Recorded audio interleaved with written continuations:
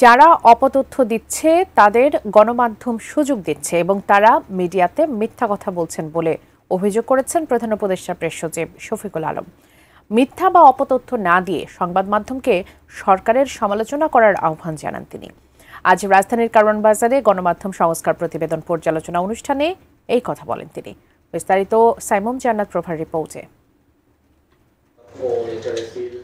সাংবাদিক ও গণমাধ্যম কর্মীদের আর্থিক নিরাপত্তা সহ সব ধরনের নিরাপত্তা নিশ্চিতে একটি সমন্বিত আইনের প্রস্তাব করেছে ব্রডকাস্ট জার্নালিস্ট সেন্টার বিজেসি।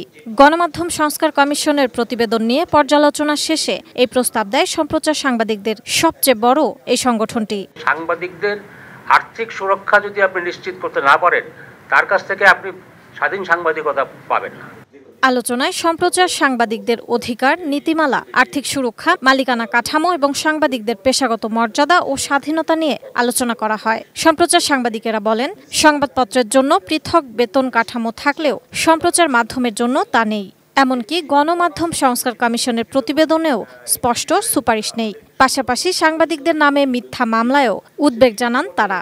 আমরা সম্মানের সাথে, নিরাপত্তার সাথে আমাদের এই কাজটা করতে চাই এবং আমরা সাংবাদিকতাই করতে চাই, আমরা কিছুই করতে চাই না। যারা স্বাস্থ্যকর অল টাইম ফ্যামিলি কেক, সব সময় অল টাইম হেলদি লাইফ। গণতন্ত্রের জন্য স্বাধীন সাংবাদিকতার গুরুত্ব উল্লেখ করে সাংবাদিক ও গণমাধ্যমের নিরাপত্তা নিশ্চিতে রাজনৈতিক প্রতিশ্রুতির গুরুত্ব তুলে ধরেন বক্তারা। আমরা যত ডেমোক্রেসির কথা বলতেছি যে ডেমোক্রেসিক রিফরমেশনের জন্য এই জিনিস দরকার, কিন্তু সেখানে কিন্তু এই সাংবাদিকদের নিরাপত্তা, সংবাদ মাধ্যমের নিরাপত্তা, এই বিষয়টা কিন্তু আপনার আসতেছে না। পলিটিক্যাল কমিটমেন্টের যে এজেন্ডা, ওখানে কিন্তু আমরা দেখতেছি না। তো আমি এই ফোরামের মাধ্যমে বলবো যে সাংবাদিকদের নিরাপত্তা যাতে হচ্ছে আপনার পলিটিক্যাল কমিটমেন্টের মধ্যে আসে। কোনো মিডিয়া বা সাংবাদিক কেউ কোনো হুমকি পেলে জানানোর আহ্বান জানান প্রধান উপদেষ্টার প্রেস সচিব শফিকুল আলম। তিনি বলেন, সরকারি কোনো সংস্থা শেখ হাসিনার আমলের মতো স্বাধীন সাংবাদিকতায় এখন হস্তক্ষেপ করছে না।